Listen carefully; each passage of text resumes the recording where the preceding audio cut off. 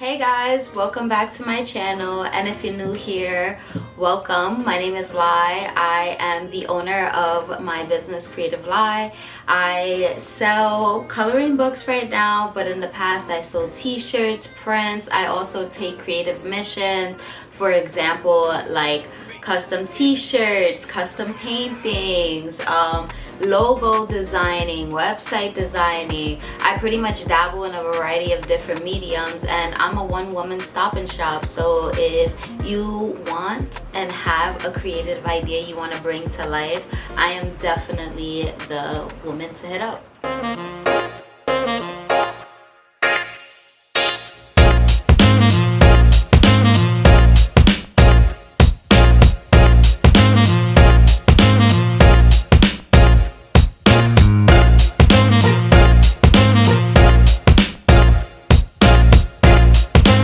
Just dive deep into this video. The way this looks behind is so crazy because like it's raining and it's such a I love this view. And what's crazy is I was there just taking a peek outside and I was just watching a bunch of kids play in the back. I get a lot of questions asked about my mural in a day-to-day. To give a background, that mural that I did it in Brooklyn for a pizza shop called Brooklyn Pizza. It is a Black woman owned, and it was a really interesting project, being that it was my first mural I've done, and the way I got the opportunity was very unique. I got involved in this workshop. It's like a 3-part workshop. By the end of the first part, you have to pay to do the second one. Essentially, this woman decided, well, she didn't decide, she offered me that if she pays for the rest of the money that I didn't raise for workshop number 2, in exchange I do the mural. Now, versus how much she paid for the rest of the workshop versus the work that went into the mural, I didn't get paid enough, okay? And it being my first one, I was genuinely nervous. It was a lot of work, and there were some things that I wish I did better, and a lot of more things though that I'm satisfied with and giving myself grace because it was my first time. I am gonna jump into materials that I used. Some of the materials I genuinely didn't need as much of, just because I thought it was gonna be a lot more paint that I needed than I thought. So the first thing being, instead of buying gallon paints, buy the small quarts, okay? I bought a mixture of gallon and quarts thinking that I was going to use a bunch of it, and by the end of it basically have a half a can to no paint. Very unrealistic. Just for that wall I could have used a bunch of quarts. I didn't pay for supply, so I could have saved that woman a few dollars. I could have saved that woman a few dollars when it came down to paint. And yeah, I watched a bunch of videos that suggested to buy gallons, but now looking back at it, I don't believe those videos were beginner friendly murals. Beginner friendly muralist, or you know what I'm trying to say. The second thing, obviously paintbrushes. Well, not obviously, there's different methods that people use for murals. I hand painted the mural. I use different types of paintbrushes, both regular acrylic paintbrushes that you would use for a canvas, and I even got the big regular wall painting brushes. I really got a variety of different ones because I wanted to be able to switch, you know, to what I needed, whether it was for the big details to cover something faster, or to do the smaller details like for the flowers, or for the hair, the pizza hair with the pepperonis and the different toppings around the pizza. I got paint tape. I may not have used as much paint tape, but I did get it. I got cups for both the water and to pour the paint in. So they at the restaurant already had these clear tubs that clear tubs, I call them tubs, that had tops on it. So I used that rags, measuring tapes and rulers just in case. I use the measuring tapes to essentially just line up the wall, but I think that's really all I used it, but I still had it just in case because you never know. I use chalk to help me outline the design, or if you're obviously not using a brick wall, you use pencil. Wood to mix the paint, and also a can paint opener, or you could use a screwdriver. A ladder type of platform, because if you're doing a wall, you're obviously gonna need to get high.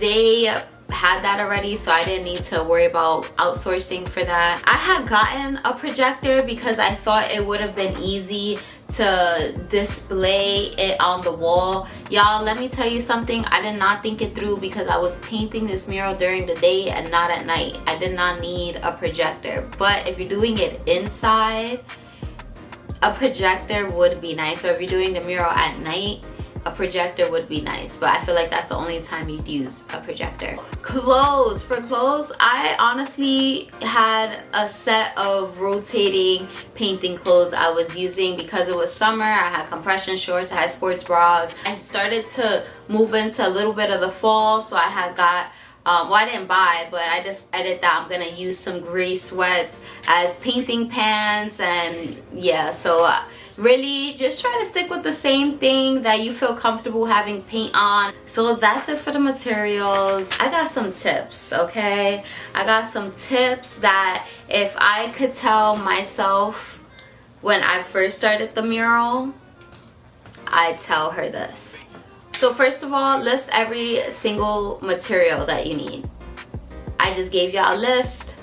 You should have a list, whether it's in your phone or on a piece of paper, to help you keep track. The second piece of advice, when you're getting the colors for your mural, number one, write out the list of colors that you need, right?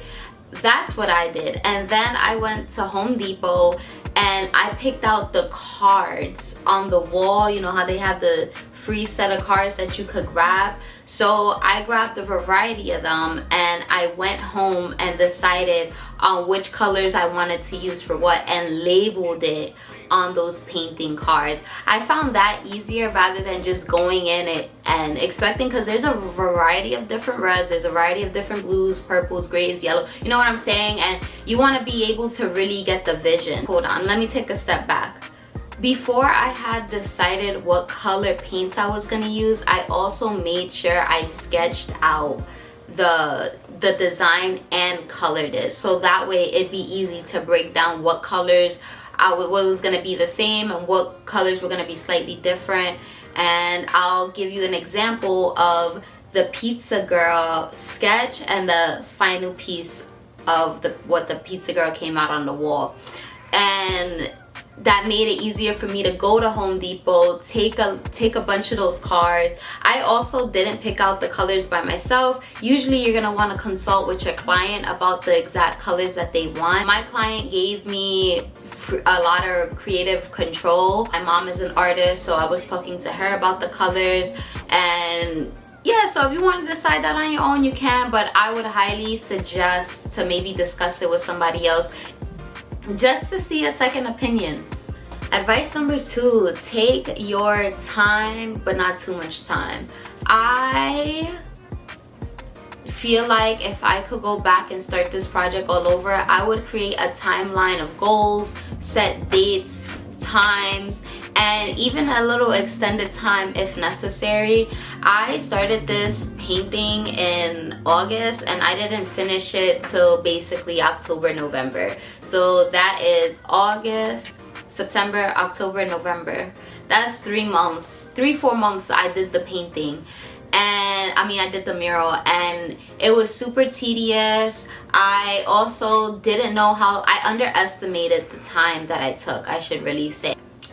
Oh, this leads to the second advice, the third piece of advice, which is I took my time, yes, but I wish I had help. So the third piece of advice I'm giving is asking for help from other artists, or reaching out to families and friends to come help you with a mural, or maybe even turning it into a community project and getting community involved to help out with this idea. Of course, you're going to want to consult with your client, and depending on what type of mural you're doing, but essentially you're going to want a little team to maybe come help you. And even if it's not a consistent team, but maybe volunteers that come on some days, and you know, you ask around and you decide how you want to go about that. But definitely having people help you make a difference. Out of all those days that I did the mural, there was one day that a really close friend of mine from middle school came out to help me, and that one day honestly made all of the difference moving forward. The second person I had asked for help, but I didn't ask her for help directly for the mural, but she did the sign of the mural. I'm not gonna lie to y'all, I told my client that I could do font. I could not do font. I cannot. I tried it when I got home and I wasn't getting it. So I reached out again, someone else from that I went to middle school with, and asked her for her help and if she knew how, because she's been, not that I haven't been an artist, but I've been seeing her consistently draw from middle school up until our adulthood, and essentially she got paid at the end of it. So yeah, just ask for help, make it a community thing. I don't know, but you definitely need some extra hands if it's just you. I said this earlier within the first one, but sketching out the idea and getting measurements for the wall. The measurements helped me come back home. Oh, and taking pictures. Both the measurements and the pictures helped me come back home to be able to sketch out how I could do what. In my sketchbook, I also sketched out how the walls look with the measurements and what could go on what. I really dived deep into it because I wanted to make sure when I started the mural itself that there was nothing I needed to do artistic wise. It was just about getting it from the paper to the wall. The next piece of advice is, oh, I said this already, don't buy a whole gallon of each paint, buy the quarts, period. If the wall is not white, and this is something that's super small and that I noticed and that I started doing in the midst of my painting, is if the wall is not white, use white paint to base the design because the colors pop out more. I did it on a dark gray, and gray is one of those colors that you can paint directly on and the color won't look so dark, but that gray was a little dark, and when I based the design in white versus not basing it and just adding the color, I saw a difference. It's a slight difference, not a huge difference. That's something small that you won't notice if you go and see which parts were just painted on top of the gray and which parts were painted white. This last piece of advice, and I'm saying it because a mural is tedious, and as I said earlier in this video, I don't feel like I really got paid my worth. I'm not gonna lie, when I finished the mural, she did send me a little something afterwards, but it still wasn't enough compared to how much a mural actually is and how much I really could have charged for that mural. So charge your worth. Every artist, every entrepreneur, do not be scared to charge your worth. Don't be shy, don't underestimate it, don't think it's too much, because someone in this world is willing to pay the price that you put out there. It's just about finding your audience. Charge your worth, okay? End of discussion. My overall reflection, I put in my blood, sweat, tears, love, hate, every emotion that you could think of. I poured it into that mural because I went through all these emotions. Driving over there early in the morning, leaving there late at night, wishing that I could just finish, wishing that it was done today, wishing that the last day was the last day, but it wasn't the last day. And when the last day finally came, I could not believe I was done. I love that mural, even though it brings me back to a time where I was like, whoo, and I felt uneasy, but I only felt uneasy because I felt underprepared. I just felt good though. I really hope I made that clear. I really feel good about my mural. I don't regret anything that I done. I know there's ways I could have went about it better, but it's all a learning process for me. And now you learn to do better. You learn to do better, so you do better. There we go. Overall, this mural just helped me grow as a professional, as an artist. It really challenged me. You can't live life and not challenge yourself, because if not, you'll stay confined in a box, and I don't want to be in a box. I want to get out the box. I'd be scared and have a lot of anxiety around it, but you gotta do that to grow. I can't wait for the next time, so that way I can apply all the things that I learned in this video to the next project and to make it go smoother than it did the first time. I hope that whether it's your first mural, whether it's your third mural, whether it's your 1000th mural, that you could take away some of these tips and make the process smoother. And if I missed anything, or there's tips that you learned from your experience doing murals, definitely share them in the comments. I'm sure I could gain some inspo, someone else could gain some inspo. Let's just keep inspiring each other. That's all for this video. See you in the next video. Bye.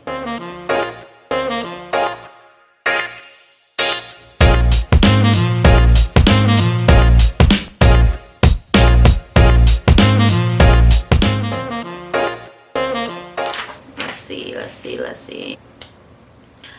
Whew.